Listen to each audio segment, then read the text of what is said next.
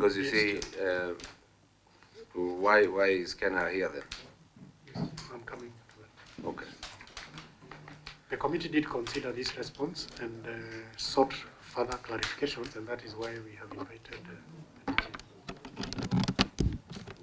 Yes. Madam Chair, so that we save time, so can we just go to the clarification? Yes. Because if we process this, we don't need to go back there. Yeah. Clarification. Yeah, that was my concern also. We look at the clarification so that we don't have to go again with a matter that was considered by the committee. Yes, Chair.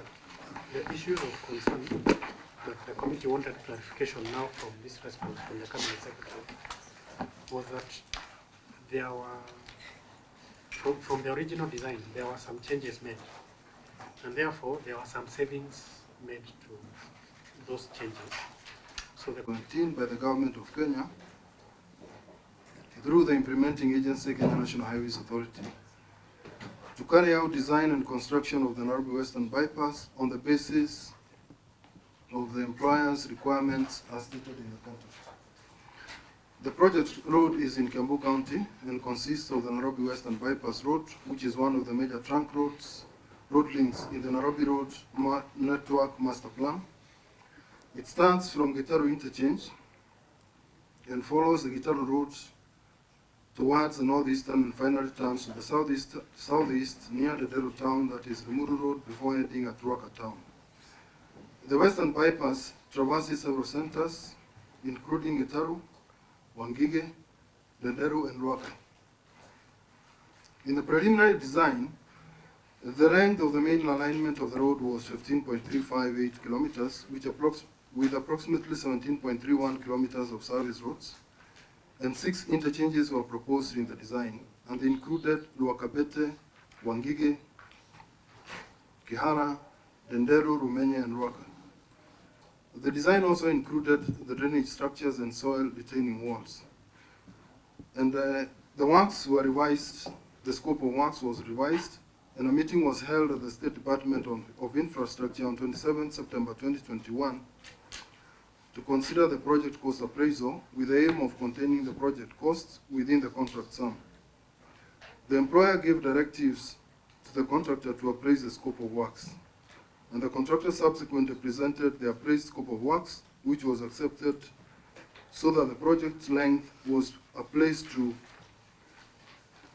14.77 kilometers length of the dual carriageway, and the number of interchanges was appraised to 4 number, that is at Luakabete, Wangige, Kihara, and Rumenya, without grid intersection provided at Ndenderu. The length of the service routes was also appraised to 18.1 kilometers, and the number of major crossings was increased by 6 number, that is 5 number underpasses and 1 bridge. And we wish to provide the following response to the committee. On the reasons for the omission of some interchanges. And the original scope entailed construction of 6 interchanges. Which page are you? I'm on page 1. Okay. All right, go on.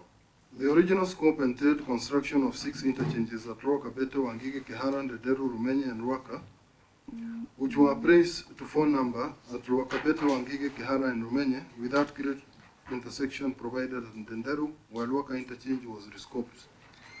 And Chair, on table 1, we have provided the list of the interchanges. That was at Luakabete interchange, which was constructed and is operational. There is Wangige interchange, which was completed and is operational. There is the Kihara interchange, which was constructed. There is Rumenya interchange, which was completed and is operational.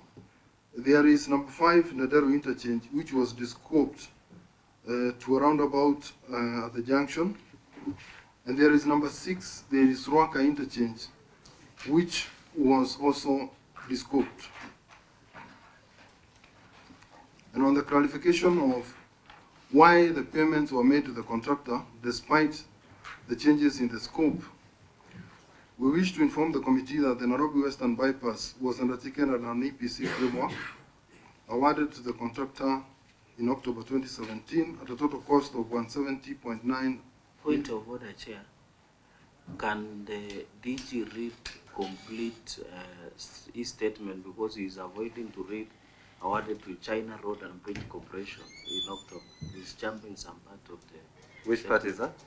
He said contracting EPC contract awarded, then he jumped right now, China Road and Bridge Corporation, then he went to October. Can he read the entire of his response? Well guided, Chair. All right. The Nairobi Western Bypass was undertaken under the engineering procurement contracting EPC contract awarded to China Road and Bridge Corporation, Kenya, in October 2017 at a total cost of US dollars 170,998,693.24. As at the time of completion, the contractor had received payments amounting to the US dollars 170,998,693.24 under the EPC contract. The contractor has not been paid any extra amount from what was agreed upon in the contract. As demonstrated earlier, the scope of interchanges was initially intended was appraised to contain the project within the original cost of US dollars 170,998,693.24. The preliminary design of the project required acquisition of approximately 22 hectares of land that had permanent buildings to be removed, and the process of acquisition was noted to be taking a long time and would result in project delays, and a huge prolongation costs would be inevitable. The project design was therefore changed with the objective of reducing the land required for the right-of-way for the road. More retaining walls were introduced in the project, and the land acquisition was reduced to 8.4 hectares. On table 2, the status of the land acquisition for the project. I don't know, Chair, I stand guided. Do I read for all the Gazette notices or? No, not really. You can just say as stated on the response, as in the table. Thank you, Chair. So in table 2, we have the status of the land acquisition of the project. In column 1, we have the various Kenya Gazette notices as listed. And we also indicate the total number of parcels affected, 250 in number. And the number of payment schedules received from the National Land Commission for the project affected persons, totaling 1.5 billion Kenya shillings, 1.571283,009 billion, plus a second one of 300 million, 301,745,151 shillings, and a third one of 113,657,476 shillings. The total amount of payment schedules is 1,987,684,636 shillings. The total sum of money remitted to NLC. Okay. Point of order. Engineer, you said 1 billion. Can you repeat that, please? By upgrading Gatomumu Road, connecting Service Road number 1 to the Ramp A, and upgrading the Kirangali-Jataini Road. In addition to the constructed accesses and service roads, the government has planned to undertake construction of the following additional service roads to meet the needs of the road users. And in table 3, the proposed additional service roads / access roads. Number 1 is service road number 6, and those served by this road will have a connection to underpass and further to Wakabeta interchange, enabling them to move in any direction via the interchange. Number 2 is service road number 12, which eliminates the direct access to the bypass to provide access to Transoil petrol station and Pefa Church from the interchange and movement in both directions. Number 3 is service road number 14, which allows, the service road allows access to the bypass via interchange, and therefore known as Ladrocks, and PSVs will also pick and drop passengers from the service road and not on the main road. Number 4 is service road number 15, which allows those fronting the bypass on the left-hand side to access Kihara interchange. And also, the residents will have access to PSVs of the main carriageway. Service road number 16-1, the road is essential in providing access to police station from those towards kilometer 9 at Munyaka and access the bypass without having to use the roundabout at Ndenderu. Service road number 22 allows continuous movement of traffic along this service road and access to the police station from those towards kilometer 9 Munyaka. And this link will also allow users to access the bypass without having to use the roundabout at Ndenderu. Service road number 25, the road will allow motorists fronting the service road access from the roundabout without the need to use the underpass towards the smaller main road chainage, thus eliminating longer distances covered. A 4-meter wide access road. The construction of this road is necessary to allow access to plots number 4470, 4471, 4477, 4478, 1532, 1584, and 1585. Service road number 16-2, this service road, once paved, will improve the accessibility to those two critical facilities, that is the police station and the health center. And number 10, the development of a PSV terminus at Wangige to allow PSVs to pick and drop passengers from the terminus and ease congestion. If I may, Chair, proceed to Part D. As explained above, the Nairobi Western Bypass was undertaken. Maybe it's good to go through the question, that is to highlight the steps taken by the government to hold to account the officials involved in colluding with the contractor, leading to the omission of the interchanges. Go on. As explained above, the Nairobi Western Bypass was undertaken under an EPC contract by China Road and Bridge Corporation at a total cost of US dollars 170,998,693.24. The project was substantially completed in June 2022 within time and cost. Payments to the contractor amounting to the US dollars 170,998,693.24 of the contract sum were made through the government-to-government financial agreement. Following the appraisal of the project, the rescoping of works resorted to savings and additional costs as tabulated below in Table 4. And in Table 4, Chair, we have the comparison of construction costs for preliminary design and as being constructed design schemes due on items affected by design changes.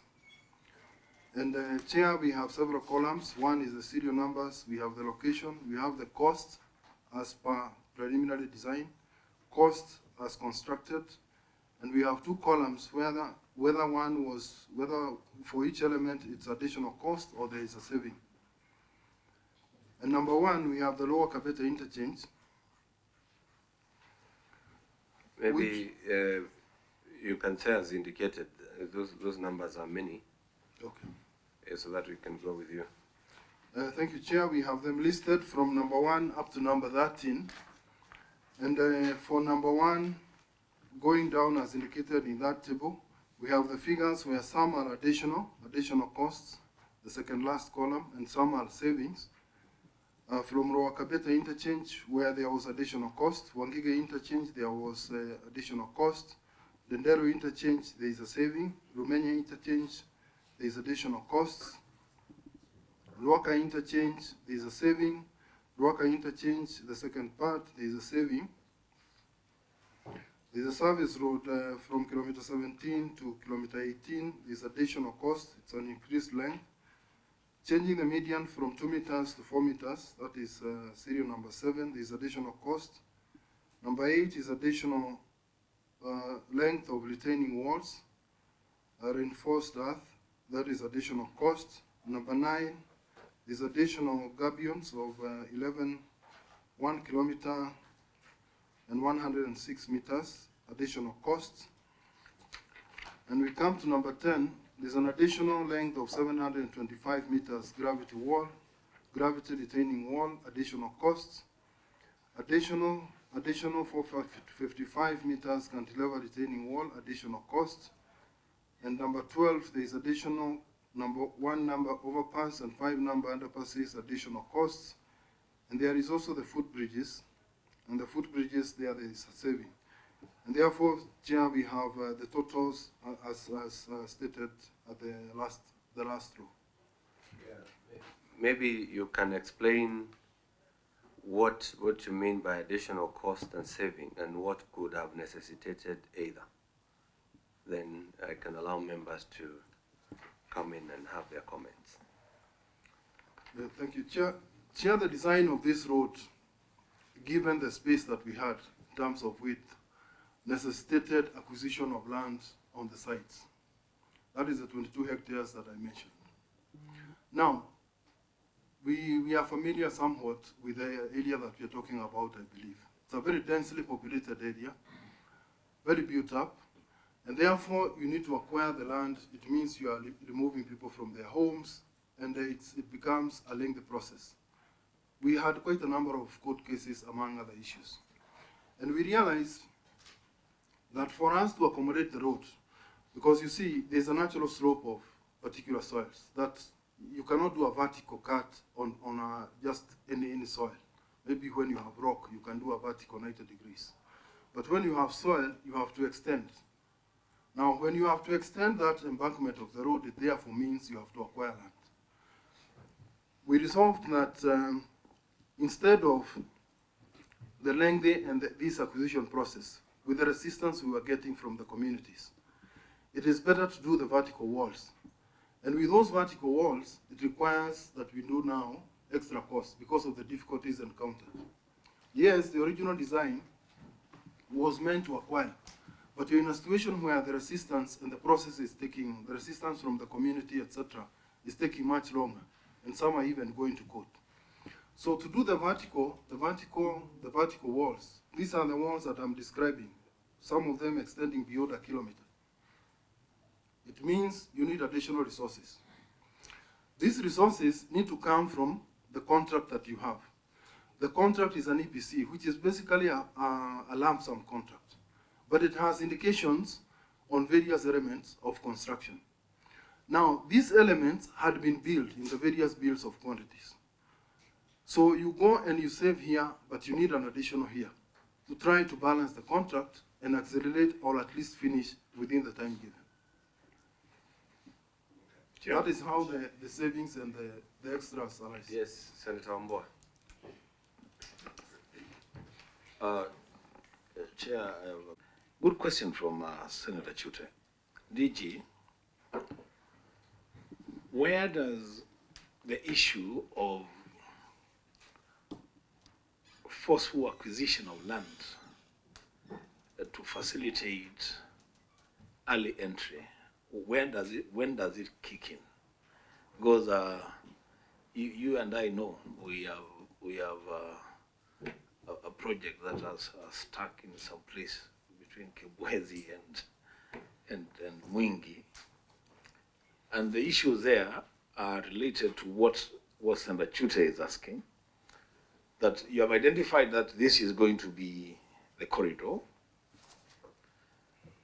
There are instances where you decide to do forceful evictions, people to get out, and forceful acquisition for early entry into a project site.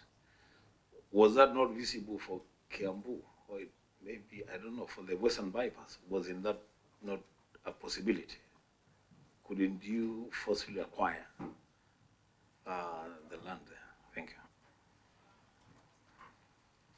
Go on, did you? Yeah, Chair, thank you. And that is respected as stated in our constitution and among many other laws. So we do not at all enter into somebody's land forcibly, and we would not. It would be totally unduly. We do get grants or permission through the NLC for early entry. But early entry has some rules that guide it. You would not move somebody from their home. You would not affect an operating institution that has nowhere to go to. just in public interest to construct the road. You would have to move them suitably by compensation.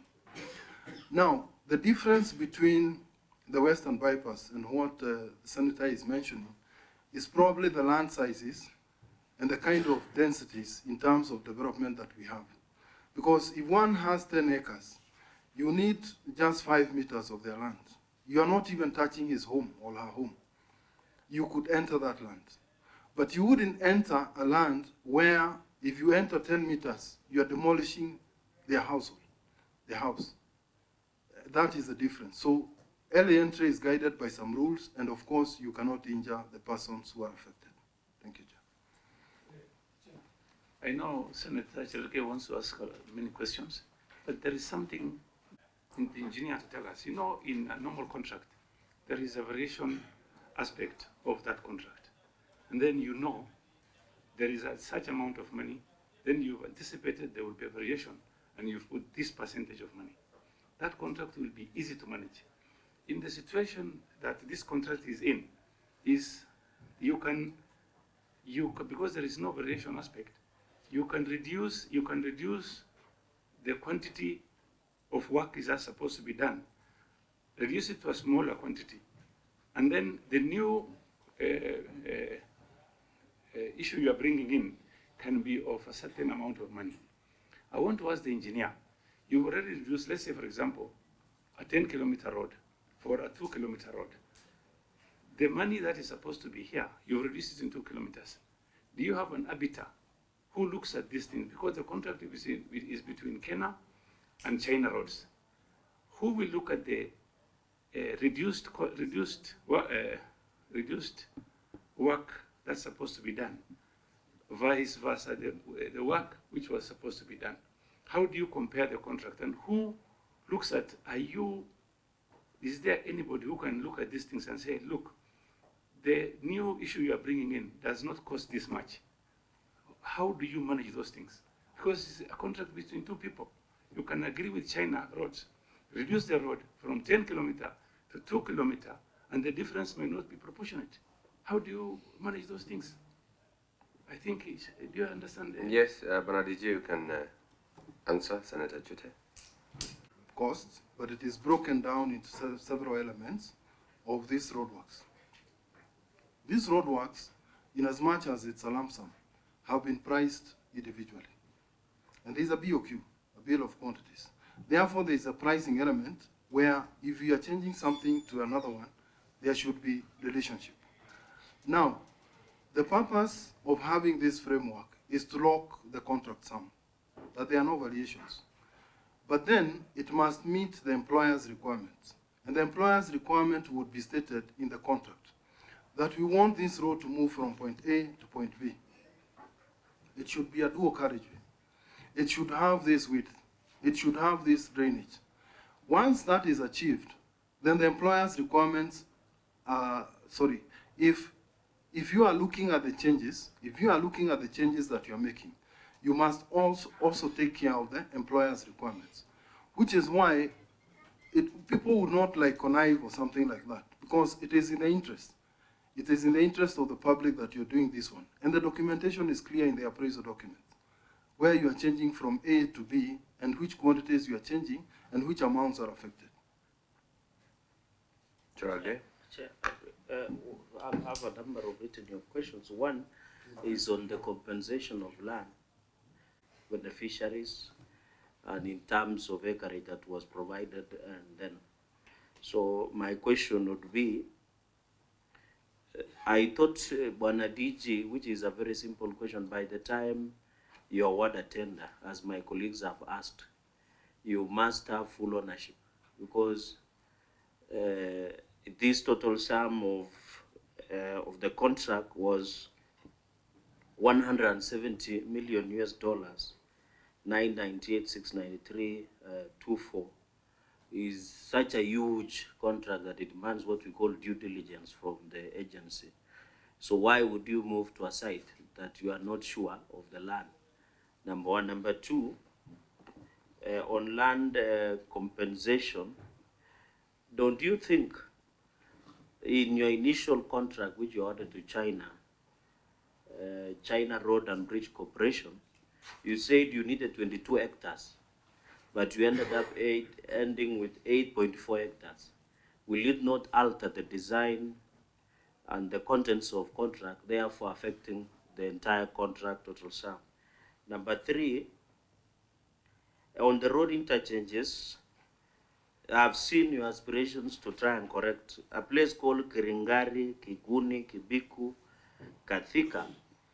Those people are forced to drive 4 kilometers to Karura to access their homes.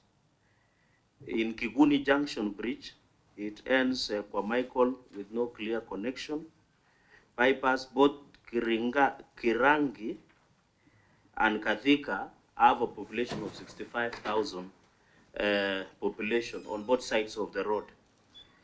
This area serves 17 institutions of education, both private and public, 21 churches, 1 police station, 3 AP camps, public health institution, including Nyathuna Level 4 Hospital. This was an initial plan. Why was this area not covered, provided with necessary interchanges, marking the Bwana DG that this wananchi suffer, and our public participation was done, having in mind the total contract sum that included catering for these people of Kirengani and Kathika, which are both sides of the road. DG, would you agree with me that this contract was altered with some ulterior motives? Because in the report which you have, and under even the OAG,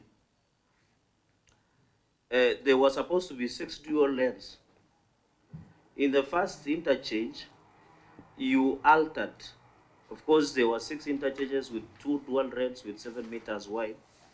The first interchange, you redesigned to reinforce the at 1.34 meters plus building gravity walls of 725 meters, which the first interchange was altered. The second interchange, you argued there was lack of land. Number 3, the third interchange, you say the challenge of budget so that you don't go beyond the contract sum. The fourth interchange, you wanted to provide for box underpass. And the fifth interchange was because of the challenge of lack of land.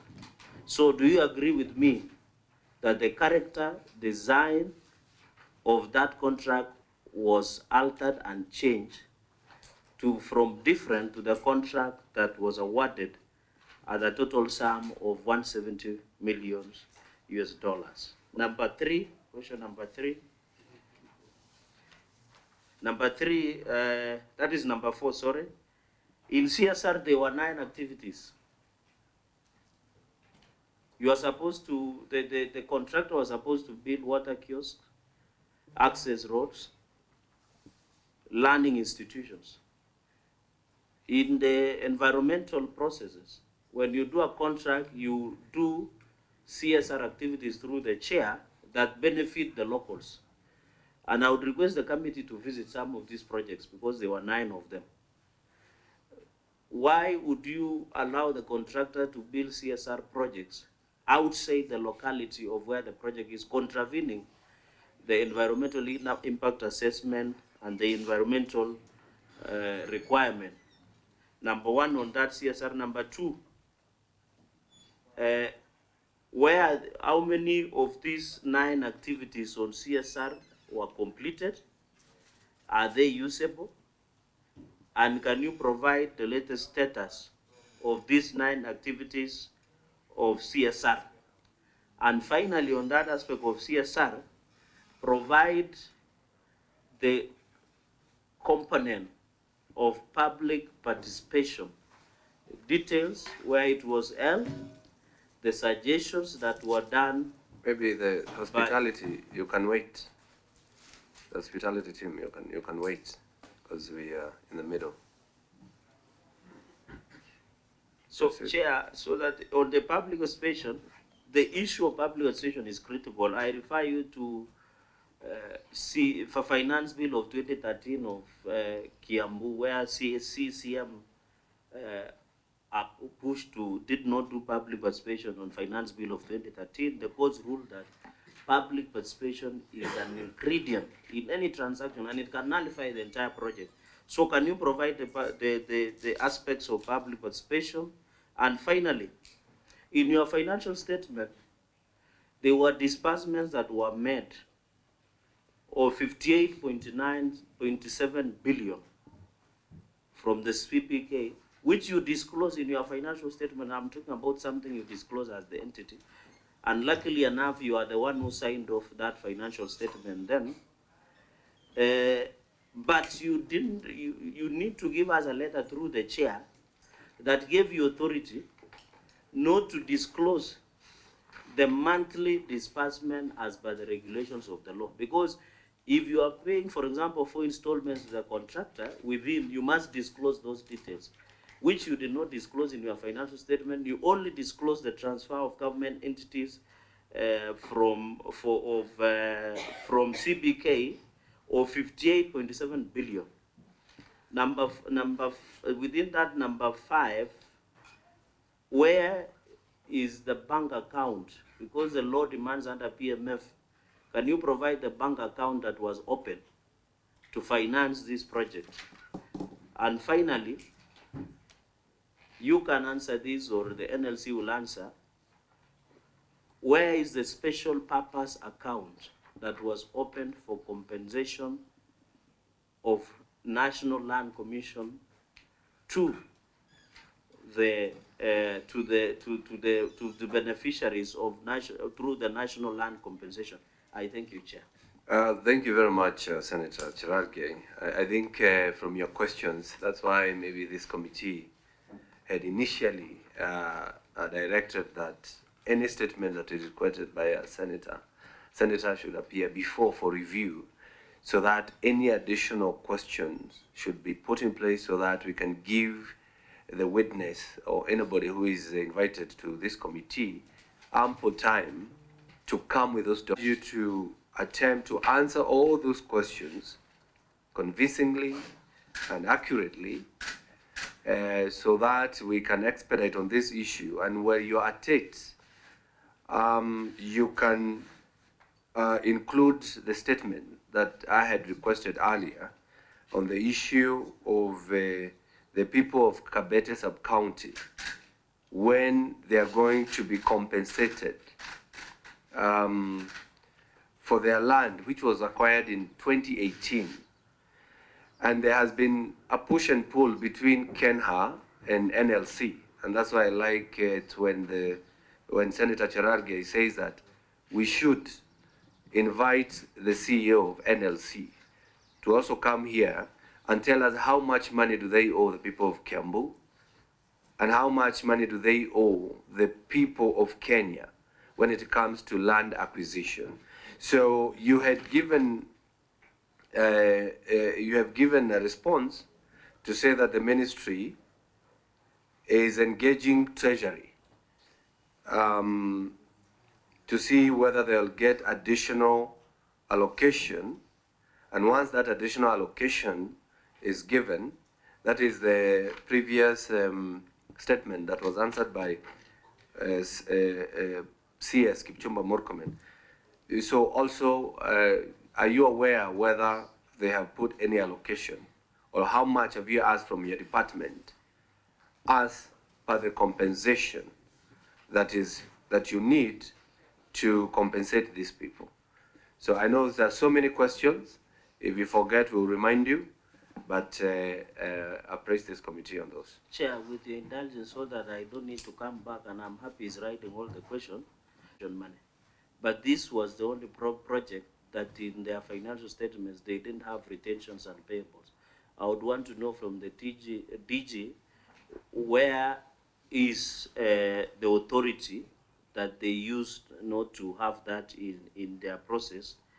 And in addition to that, I suggest he deals with that. There'll be so many questions. Some of them might be lost in translation. But I thought he writes so that he answers. Yeah, but you are still here, and you're still here. So any additional information, yeah, I'll give you time, so that we also don't. Acquisition, and also why we move into sites where the sites have encumbrances.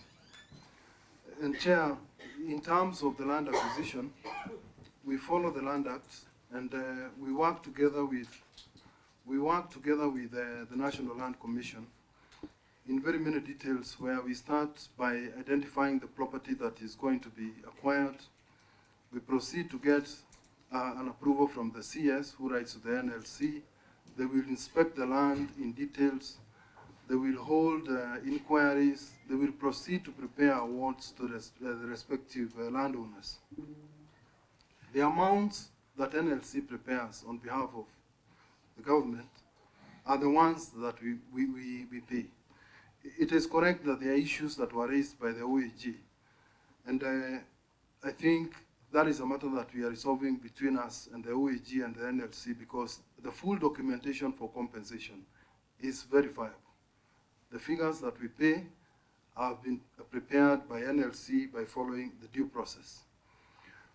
On why sometimes there is movement, I said the ideal way, and this probably is the best thing that we could do, is of course to move to a place where there are no encumbrances. But then you have also other factors to look at. Number one, you have the credit that you have received. It has timelines. You have your limited budgets that would acquire that land. If you delay to acquire that land, maybe another 5 or 6 years, maybe it will take us to do that. The credit for that construction of roads may not be available. And so at times, yes, it is true that we move into land that is not fully encumbered as we work through the process of acquisition. And of course, where we get chances like the early entry and there isn't much resistance, we are able to construct the road, and I think it is beneficial overall. On the question on land acquisition, that we acquired less, it is true that we acquired less land than initially envisaged. And Chair, there is something that we also must accept, that the road that was there was a single carriageway. A single carriageway where you could crisscross almost at any point, as long as there is no oncoming vehicle. When you make a dual carriageway in any place, and this is good development, because this is more of a ring road, one of the ring roads around Nairobi, you must expect your lives, if you are living near there, to be affected. It is natural. I mean, in the 80s, when the Mombasa Road was dual, there was a lot of disruption. Families would crisscross from one end to the other. It is no longer possible to do that at every other point. But then these ring roads also need some support in terms of infrastructure. And Chair, I'm sure you're aware of some roads that Kera is doing and Kura is doing, which fit into the scheme of things. Because there is that disruption that at kilometer X, if we have a crossing that allows an individual or a vehicle to move from one side of the dual carriageway to the other one, it may not be at every point. You may need to go a kilometer or two and you are disrupted. But then the services that we have offered to the country, I believe, are beneficial. And of course, we expect the other agencies also to fit in so that there is mobility and access among the people. On the local circulation for roads, the project engineer, I think, will assist me, Chair, through you, Chair, at some point. The changes in interchanges, on whether there is ulterior motives or it is with ill intentions. Chair, the issue of land is a big issue. I repeat myself, unfortunately. And when you are unable to get the land that you need, and you realize you have timelines, and you're also dealing with money or funds that are coming from a different government, from a different framework. In this instance, the government of China. They have their own timelines, and they want the money expended within a certain time frame. It becomes a difficult choice on what to do.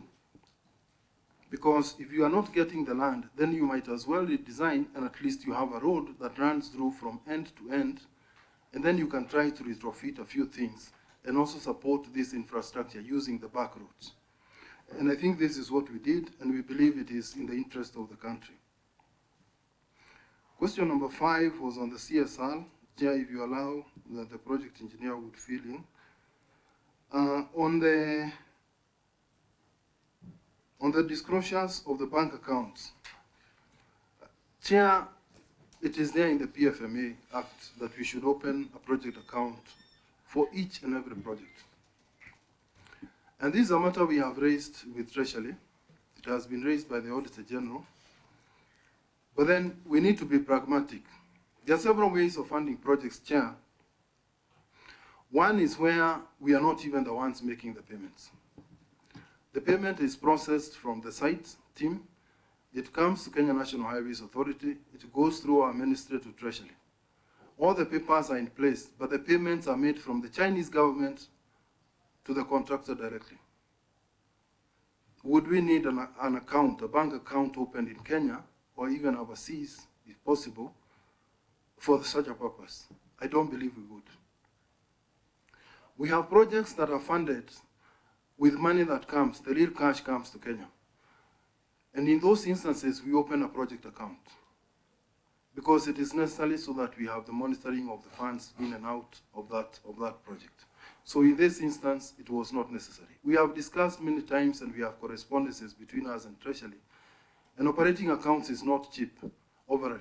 So when you have one account that could consolidate activities, say operations of an organization, we believe it's more prudent. But then others, I've explained, you do not need actually a bank account for the project. And Treasury is agreeable because we process this through Treasury. On the disclosures, Chair, I think I would need to consult. I was not prepared for that question. If you allow, maybe I could send maybe a written note. If you allow, I was not prepared. There was the question of retention of funds. I would wish maybe Engineer Ming, through you, Chair, to confirm. I don't have the exact position because we do do retentions for when we make payments. There was a question on their additional funds. The one before the last one, maybe Senator. I think I missed a bit of it. Or if you allow, Chair, I could consult my colleagues. Maybe we, first of all, you can proceed. Thank you, Chair and honorable members. My name is Engineer Cheralgei. More than the 18 kilometers that was defined in the contract. So through negotiations, that was increased to 18 kilometers in the first addendum, which was addendum number 2, but within the contract sum of the original contract. Now, what was extra, which needed to be covered, was also captured in addendum number 3, and that captures the circulation around Kibiku, Kirangare, through addendum number 3, which is partially completed. And the works currently remain suspended because of budget constraints. But in the event that the budget is provided, then we hope that all the concerns around Kirangare and Kibiku will be sorted out. There was also the question of CSR. I wish to mention that this was an EPC with a defined scope. Unfortunately, there was no defined CSR in the project.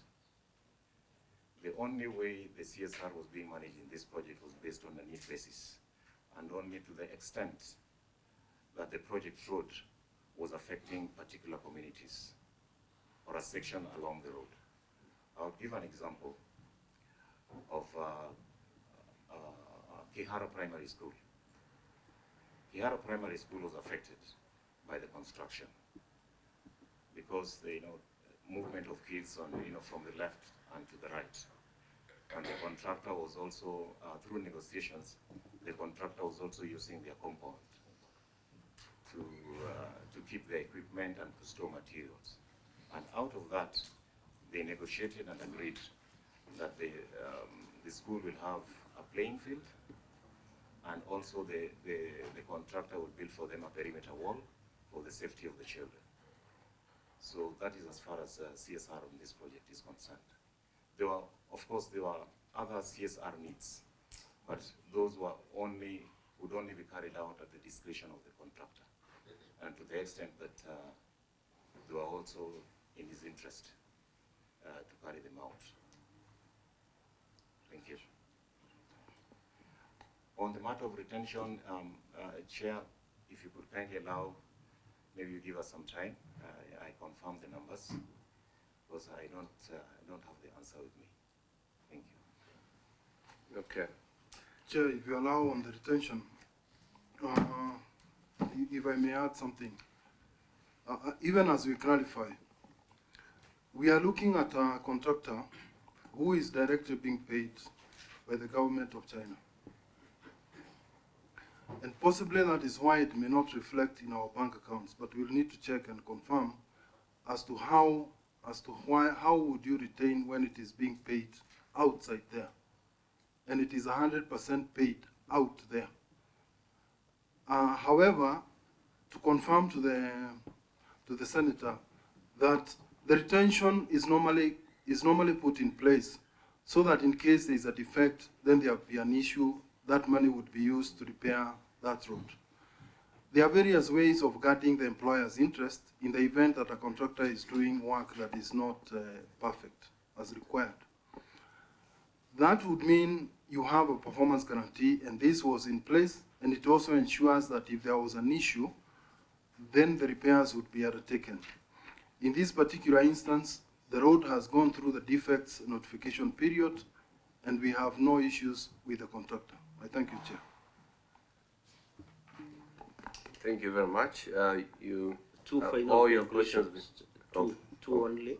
Okay. Because I can see the DG might need to come back. Chair, just on written funded, because Chair, out of curiosity, DG, you did an addendum number 3, where an additional money, and I'd ask the legal if this variation was within the 25% as allowed. There was amount of Kenya shillings of 815,740,720 that was paid for additional scope of work. So one, was this a variation or an additional contract to the main contractor? Because if it was additional contract, then it should have been floated. But if it was a variation, then you must tell us which authority did you use. And finally, Chair, on the issue of payments through the bank account, and this is the law. The law, Chair, says that if I have a contractor, for purposes of neatness of audit, if I have a contractor that I'm paying 40 million per month, it must be indicated. It is not at the discretion of National Treasury that today you just receive in government entities, and I'm happy that you are the one who signed your financial statements, your indulgence chair, yourself, Engineer Kungu Ndungu, Director General, Engineer Charles Obon, Director Development, and CPA Chanje Kera, Deputy Director, ISPAC NAPA 8279. The law is very specific that when you do payments, you must disclose. You cannot say, I will disclose at the end of the financial year. So, Chair, I would really want to see, because the DG is saying that there were correspondence from the National Treasury telling them, no, ignore the law, since it will be a lot of issues that will go through, let us use one. So the DG provide correspondence that give them the authority. And finally on CSR, I agree with your site engineer, in our law, every contractor has a right to do CSR. And in your own audit, there were 9 activities that was done by this contractor. Chair, and one of in their report, they are saying there was supposed to be water kiosk. You did add access road by 1 kilometer, and they were supposed, I've heard of Kiara Primary, where you are saying they have built a wall and supported. Chair, can the site engineer and the DG be honest with the committee and disclose the number of CSR activities? And I would request with your indulgence, this is your county, so it should be very special in your heart that you visit some of these projects and ascertain so that your people could be suffering. Because if the people like, and I agree, DG is arguing that, since we are beneficiaries of these good projects, wacha kiatu itufinye, but let us look at the bigger picture. But the inconvenience that we are going to over 65,000 cannot be compensated, yet this project has been funded that will be paid by Kenyans to China. It is not a grant, it is not a tokenism. we must get value for our money. So those are my final 3 questions. I thank you, Chair. Thank you very much, Chair. I mean, You know, Cheralgei now has reduced you to a member of the committee and Yeah, elevated chair. himself to be the chair. That is fine. Chair, you know, one of the things that we do with this statement is that we also learn. You know, it's also a learning process for us.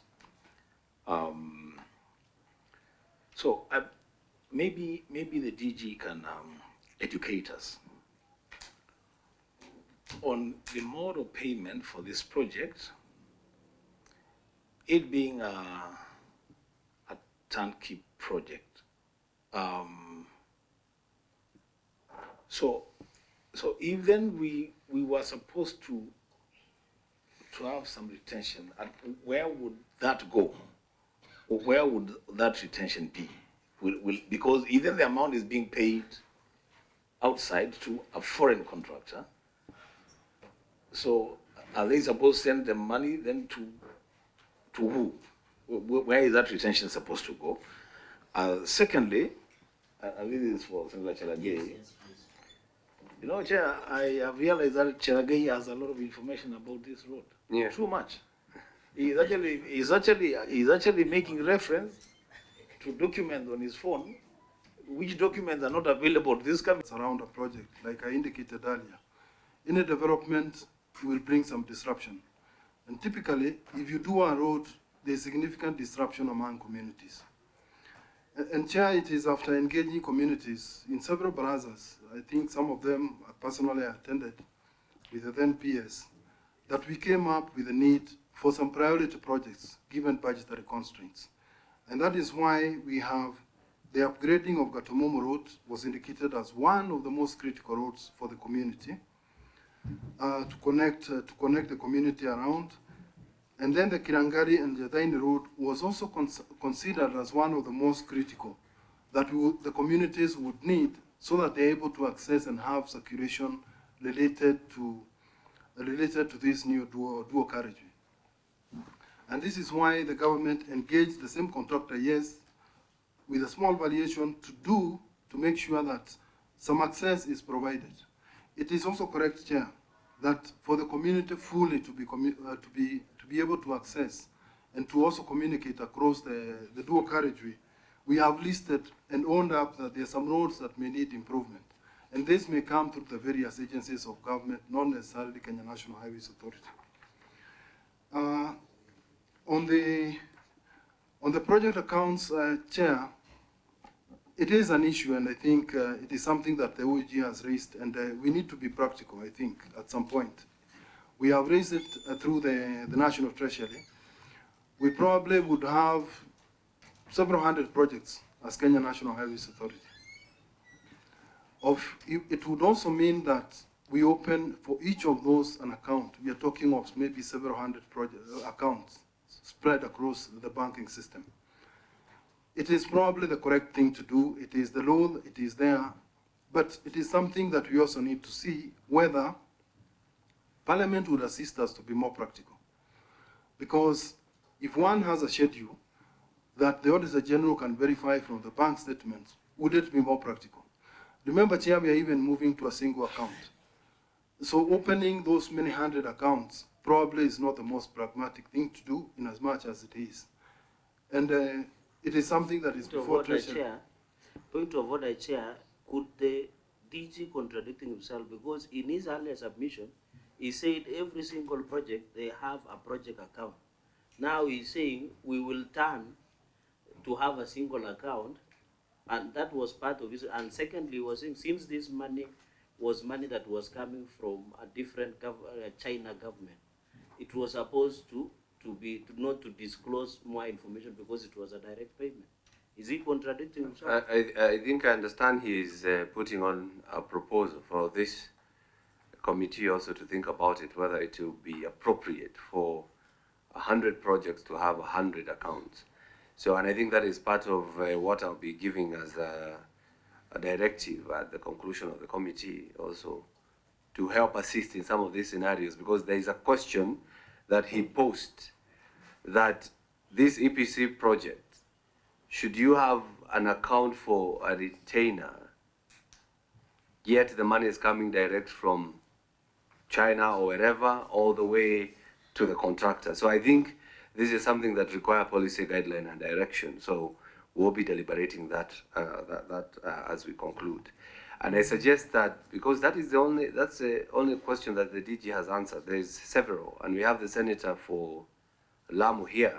So I would suggest we move a little bit faster so that we get the answer. And I don't know whether you answered me on the issue of the people of Kabete sub-county, when they are going to be compensated, those whose land was taken in 2018. And remember, they had also asked whether they will be paid as per the current value. Because you see, if you haven't compensated them since you did the acquisition, so you need to pay them as per current value of today. May I hear that answer?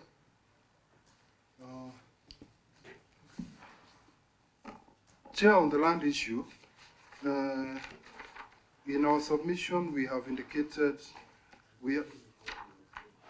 sorry? You distracted him. What was the issue? Chair, because I just wanted clarity, can you finish the line of thought so that the committee gets what you wanted to say about this proposal? All right, then let's not distract the DG. Yeah, you were talking about the accounts, 1,100 accounts. Yes, and I think I mentioned that it needs to be a pragmatic approach. I know it is in law, but it needs to be a pragmatic. And I was explaining that we are all aware that Treasury is moving to a single account, single bank account, where there will be only one account which we'll be putting our monies into, and not some several hundreds or several tens of bank accounts with all sorts of, with banks from all other agencies around government. So there needs to be some direction. Probably we need to discuss or get help from Parliament to have a law that is probably more pragmatic. Because if you submit a schedule, that's what I was explaining, that if you have a schedule that demonstrates this is what was paid, this is what we received for project A all the way to project 100, and at the bottom you can provide the bank balance, then I think it should satisfy probably the audit queries that we've been receiving. Chair, there was a query on that one, Chair, so that now we just move from there. On that one, then, Chair, through you, I think you should require KENHA to put that legislative proposal, that intervention that you want, in writing, so that then it becomes part of the business of the committee to evaluate whether really what they are saying is something that we want to develop into an amendment of existing laws, or maybe provide a policy guideline. I think that will help. Yes. DJ? Yeah, we could. We will do that. We will put together a written request in that regard. Chair, there was a query on the retention, and it is correct that the employer should be guarded at all times in terms of the quality of works that will be done. And this is why the retention of money is practiced in contract administration. Now, we have a direct payment method where the financier of the project is in China, the contractor is in China, the payments are done, like I explained, after being processed from ourselves, through our ministry, through Treasury, and they are given to the bank that is paying this contractor. It's a little bit tricky to have a retention in that instance, because no money is coming to us. We have no fraction of any money on ourselves. Acquisition of Western Bypass?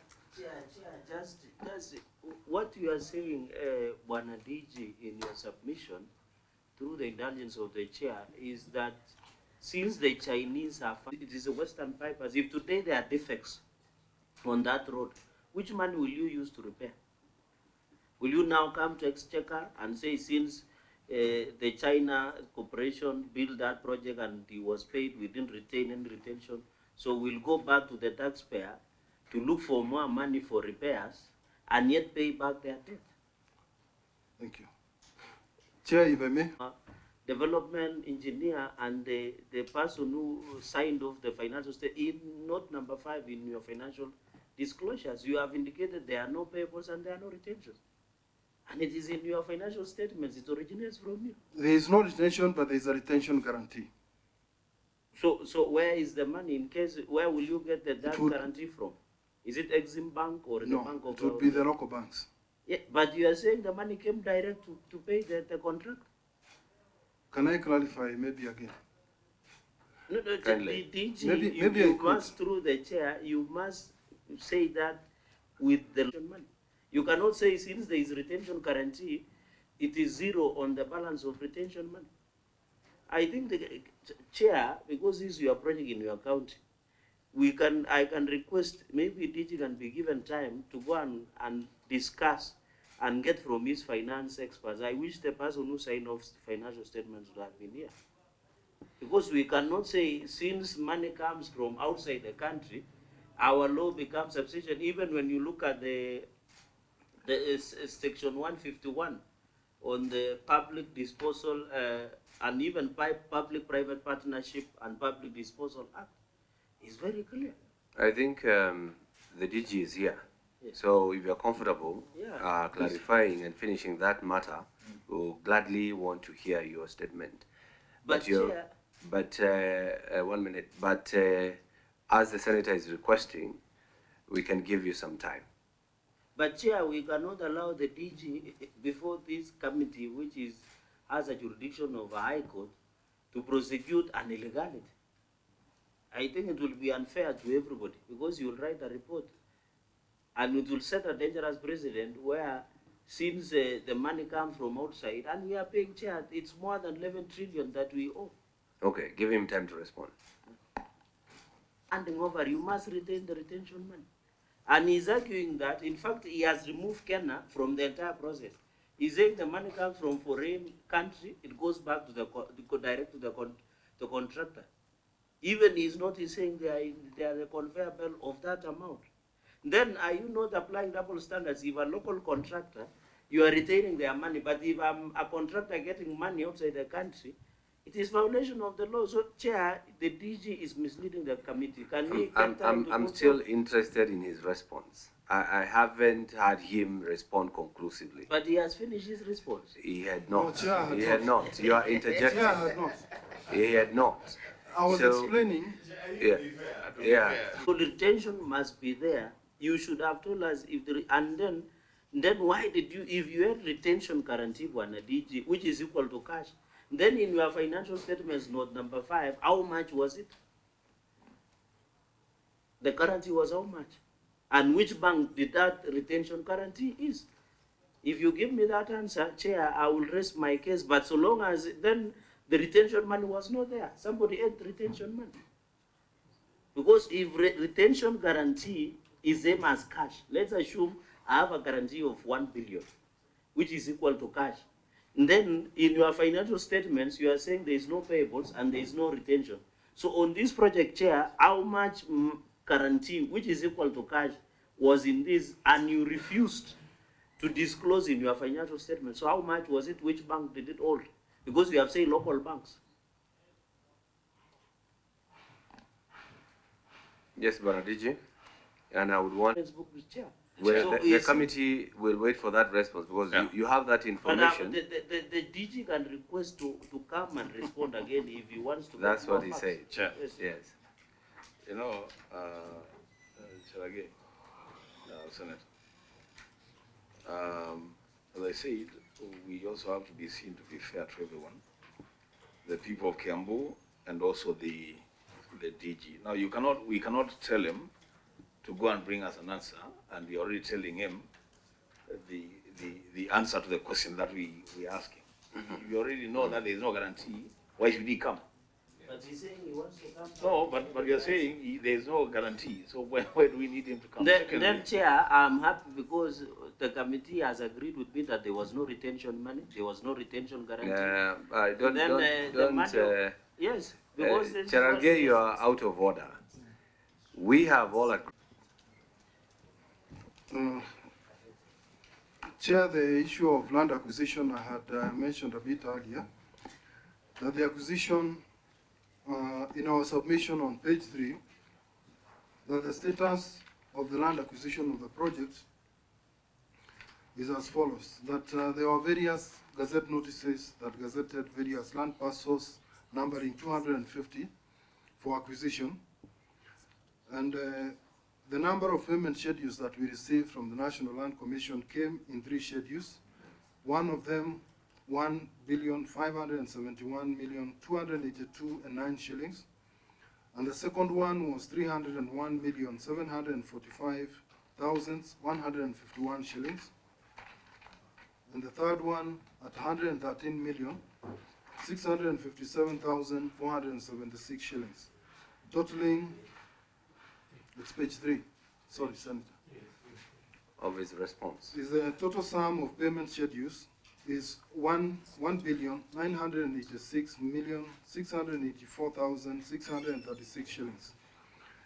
And of these, we have paid through the NLC 605,299,871 shillings.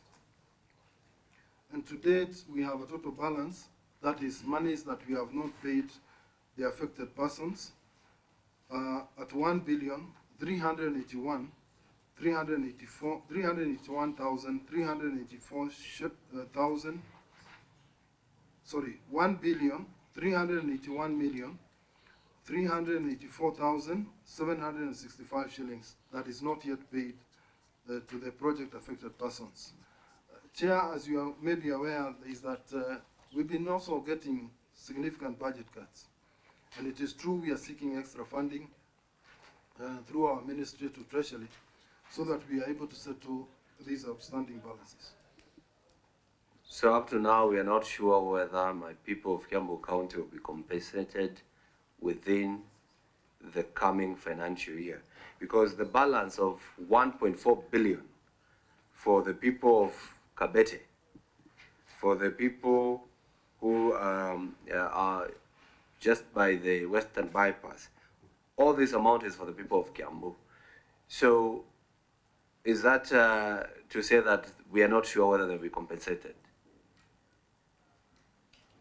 Chair, for sure, the project affected persons will be compensated.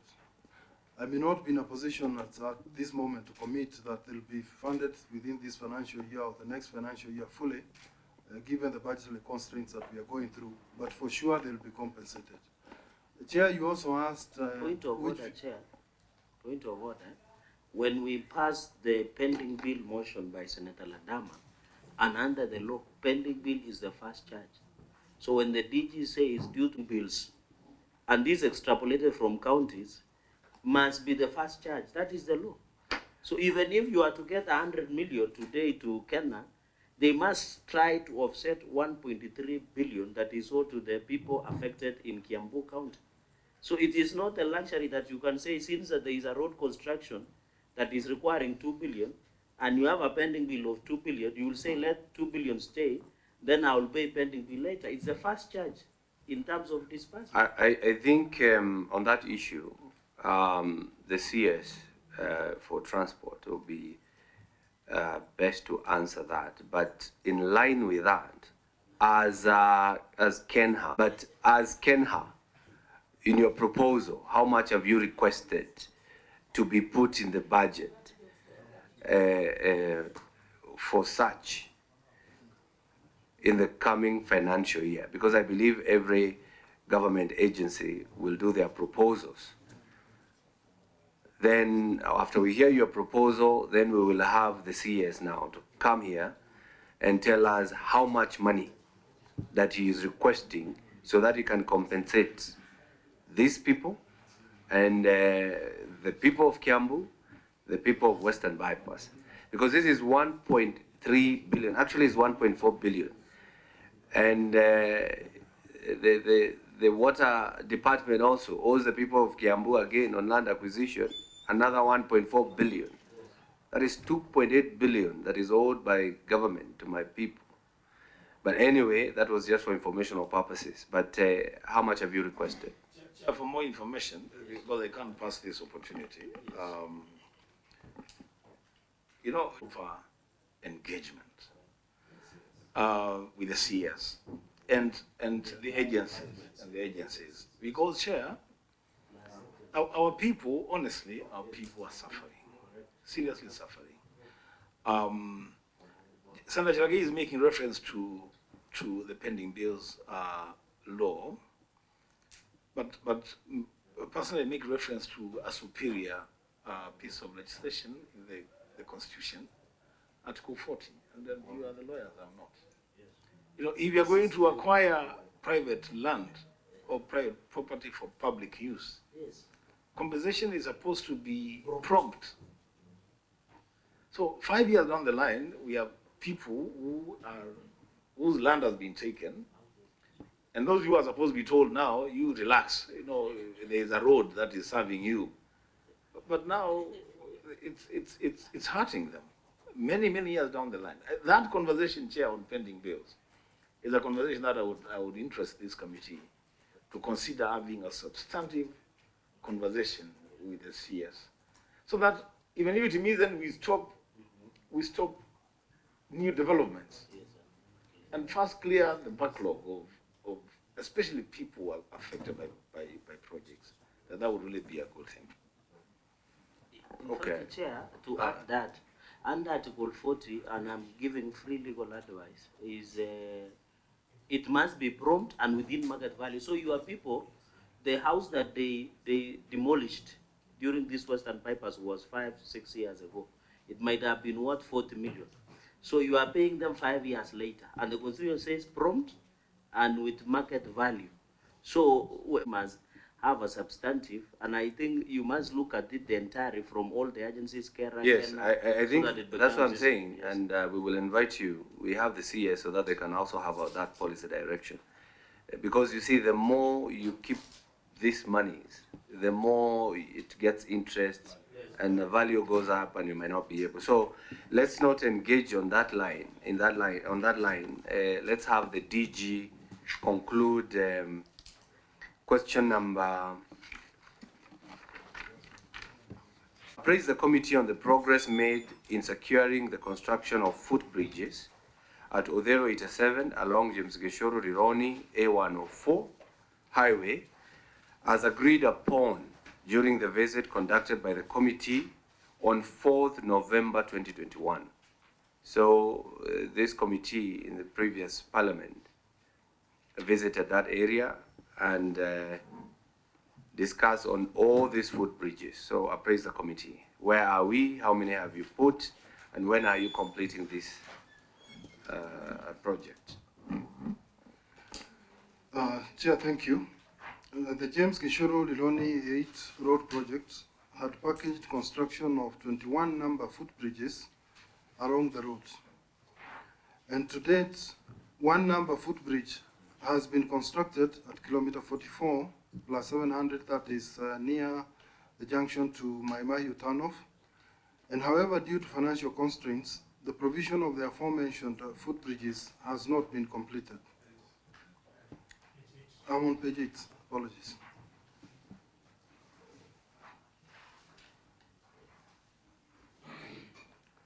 That the aforementioned footbridges has not been completed, and the contractor has suspended works since March 2022 due to delayed payment of Kenya shillings 3.5 billion. In the interim, the speed calming measures, that is speed bumps and rubber strips, have been installed along the project road to enhance safety, especially for pedestrians, as we await enhanced funding to complete the outstanding works. The speed calming measures have been put in place in the following locations. And Chair, if you allow, do I read the table or do I? Just as listed? Yes, as listed from number 1 to number 21. But I wish you had put the names, you know, because when you say 21 plus 200 foot of a bridge, if you look at number 2 to number 6, foot of a bridge at Bus Rapid Transit Station, I think that's required the name where exactly. You know, yeah, I may not be an engineer to That's be right. able to read 21 plus 608. That's Yeah, right. so- yeah. We can amend as guided, Chair, for those particular ones. The others we have named like Nairobi School, Muhuri, Cooperative, Mudhiga, Zambezi. We can endeavor to do Okay. to name the others. So what is the status of all this? I might have missed that. Senator Cheralgei was talking to me. What's the status of all these bridges? There are 21, right? There are 21. We have constructed one.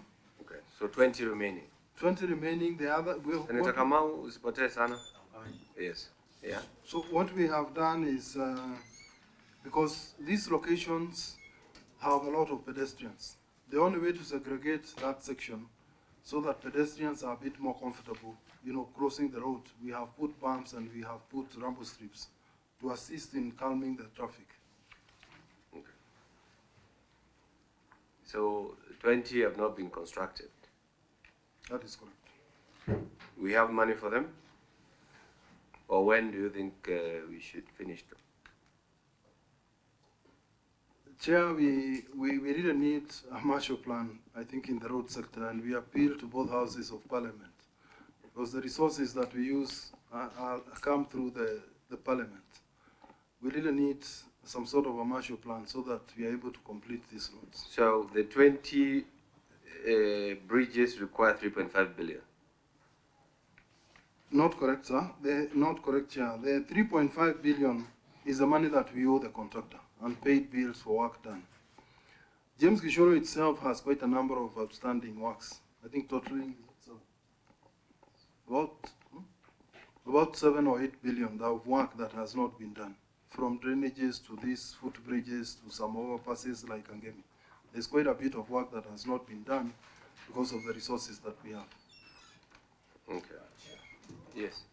I have some benefit because I was in that committee when we visited that section of the. My memory serves me right. The secretary can help. Yeah, there is a place we went and we were told that people crossing from one side of the market to the other, there were a lot of accidents. A lot of people had been knocked down. And there was a commitment from KENHA at that time during the visit that there was going to be a construction of that particular Odhiro footbridge. And I thought that was a question. The question was not the 21, the one was this specific one where we had been told, and we have reason to believe that there were a lot of accidents, Chair.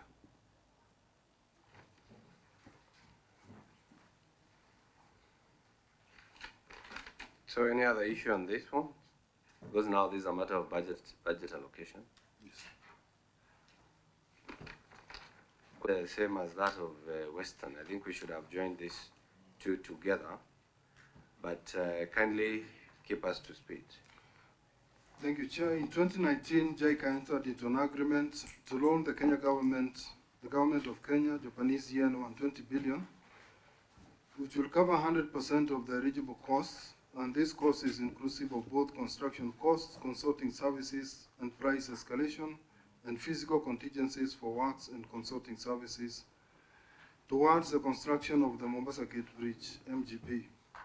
The first phase of the loan, designated KEP 34, was signed on 5th December 2019 under special terms of economic partnership, STEP, amounting to Japanese yen 47.8 billion, while subsequent release and approval of the other phases of the loan will be subject to a decision of the government of Japan.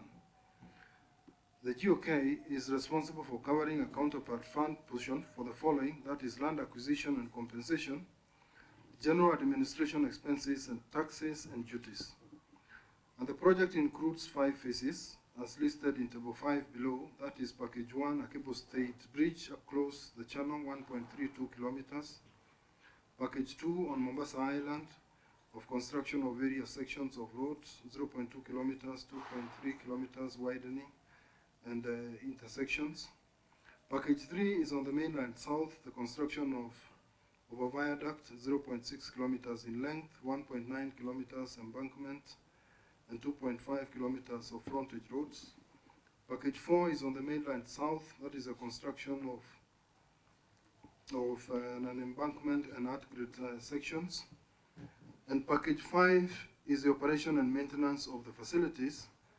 That would be the installation of toll gates and a highway traffic management system, and a way in motion and multi-deck way bridges. Now, KENHA requested the Cabinet Secretary, Ministry of Roads and Transport, to approve the land acquisition process, and upon approval, the National Land Commission was notified of the need to undertake valuation process and facilitate the land acquisition process. NLC has hence seconded officers to inspect the affected properties together with staff from KENHA. And the team, as we speak, Chair, is on the ground serving gazette notices to the affected landowners in accordance with the Land Act. They are also undertaking inspections as part of the valuation process. The authority, through the Office of the PS, State Department of Roads, while seeking to resolve the issue of compensating the affected persons on the ground, has requested the National Treasury for the following through a letter that we have submitted, dated 30th December 2023, our Annex 5. They have asked for the following: assistance to secure an additional budget and release of the exchequer amounting to approximately Kenya shilling 700 million for land acquisition for package 1 in this financial year, that is 23-24, and B, securing adequate budgets for the subsequent years commencing with the next financial year 24-25 to settle the balance of land acquisition costs estimated at 16.5 billion for packages 2 and 4 in the Resettlement Action Plan. So it's good for the committee also to note this request was actually made by the Japanese ambassador to this committee, that they are willing to conclude these projects, but they cannot go on unless these people are compensated. So the issue again comes to the budget allocation and the availability of funds. So I don't know whether this is in your proposal in work plans. A security zone. And if you go there, and I think we were there a few weeks ago with the Honorable Senator, there's still a lot of presence of KDF in armored personnel carriers and other vehicles.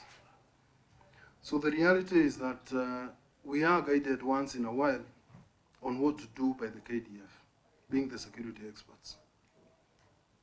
The request for KDF to increase the amount of clearance, instead of 100 meters, go further 150, instead of 40, do extra 100. That is guided by the KDF because they are the experts in that situation. The provision of bush clearing for us would be much less in terms of road safety. But you are going to deeper into the bush, 100 meters or 150 meters because of security reasons. And like I've indicated, as government agencies, we are required to work together. If they know there's an issue and the road authority is working on that section, naturally they would reach out and we would see how to assist so that they're able to keep all of us safe. And as to whether there was a variation order regarding this, Chair, I would have to clarify this one to check with my team. I don't want to mislead the committee. I would have to confirm whether there was a change on the overall contract due to this particular work activity.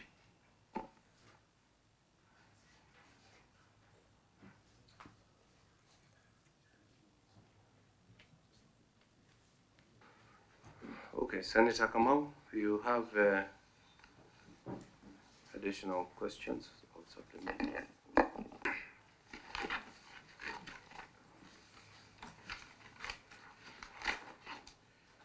Chair, Senator Kamau did request for a statement for this committee. The statement is on the maintenance of the Lamu-Garsen Road. It is visible on the ground. But my concern is, one, apart from those areas that was designated by the Kenya Defence Forces to be done, there is some other parts that are supposed to be done by the contractor, and that is where my question is. It is still very bushy. I was with you the other week there, and you saw it. It is still very bushy. It is not done. what is the government doing to see to it that that road is done. Because as we speak, the contractor is doing nothing on that road. That is point number one. Number two, Chair, as we speak right now, the road from Garisen to Mukoe, the road that is less than 5 years since when it was opened, it is not passable, Chair, because it has a lot of potholes as we speak. I was with the DG the other day there. He has seen, and he is telling us that he has the contractor on the ground who has been contracted for a period of 2 years. And as we speak right now, the road is not passable because it has a lot of potholes. What are you doing to see to it that those potholes are done by that contractor who is doing a very shoddy job? Number three, in the last page, you have indicated that if maybe the contractor does not do what is required to be done, there is a penalty that that contractor is supposed to pay. I just want to ask you whether you have evoked any sanctions against that contractor who is not doing anything on the ground for the last maybe 1 year. He has not been doing anything, and I believe as we draw to the near of the closure of the financial year, that contractor must have been paid as we speak for the job that is not done. That's all, my Chair. Yes, Banadiji. You may need, when you discuss such changes as the ones the KDF was requesting, which are necessary for security operations, those quantities will be moved around. When you do 150, and initially you had only a 60-meter corridor, that is about 30 meters, 30 meters. If you move the quantities and you do 100 here, 150 there, to do the same work with the same quantities, you may not do the entire route in terms of clearance. You may become strategic in terms of clearing what is of urgent, which is urgent with regard to security issues. And I believe this is what the team has done on the ground. Regarding the repairs for the road, it is correct.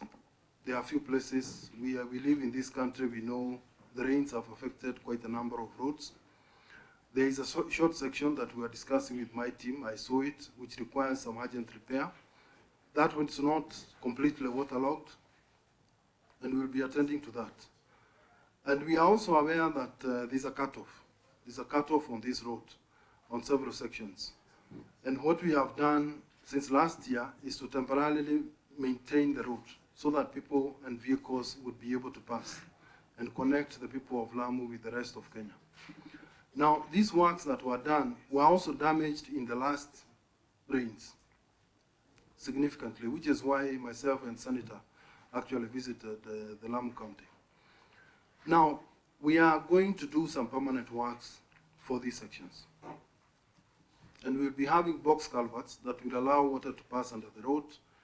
And we believe in the next few months, you'll see a significant difference in terms of the works that we'll be undertaking, so that we maintain motorability for this road section in a permanent way.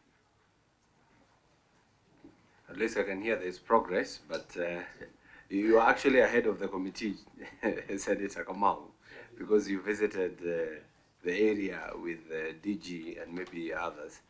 But proceed, Senator. You know, Chair, I'm lucky to be 40 meters. That is not done for a very long time. And as we speak right now, that road, you cannot even see a vehicle approaching from a distance because that bush is not cleared and that contractor is being paid. That is what I wanted you to clarify. Number two, I want to agree with you that the road that was cut just from Garisen to Gamba, around that place, I agree with you, the contractor is on site, and I don't know whether it is a different contractor who is doing that job or it is the same contractor, but the job is being done, I agree. The government has tried its best and something is being done on that road, I agree with you. But that's not my concern. My concern is on the issue of a lot of potholes that are on the road, from Mukoe to Gariseni Road, and the bush is not cleared. That was the reason as to why I asked this statement, because that road, I was with you the other day and you saw it. It is not in a very good state. That is my concern, Chair. And the DG has not answered that, because that road, as we speak right now, it is not cleared. And I believe the contractor must have drawn some money out, claiming that he has done the job, which is not done. Also, maybe you can make the committee understand, because we are talking about the remaining 40 meters. Is it 40 meters vertically or horizontally? Both sides. Is to apply.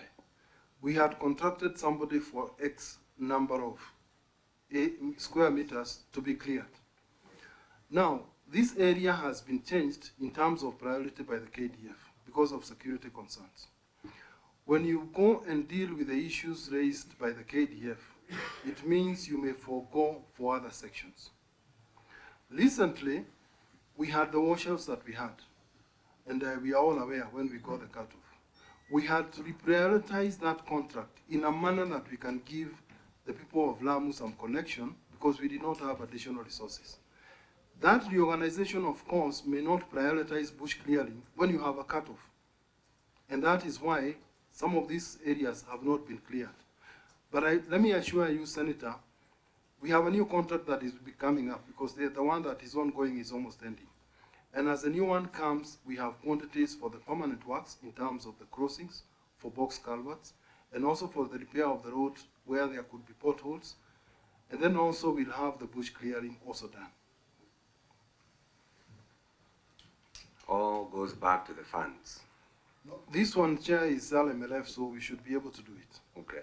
Yes. And we had a lengthy discussion on RMLF in our previous meeting. So I think we will be checking you on this. Any other question, or we keep pushing for RMLF to come and do the work? Yes, thank you very much, Senator. I think, wow, I know even members are tired because we've been here since 7 in the morning, but I seek your indulgence because we have the DG MP regarding the state of roads in Samburu County.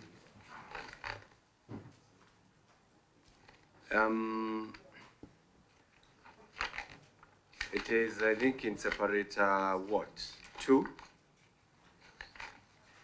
Everyone a DG, because it's fresh from the kitchen.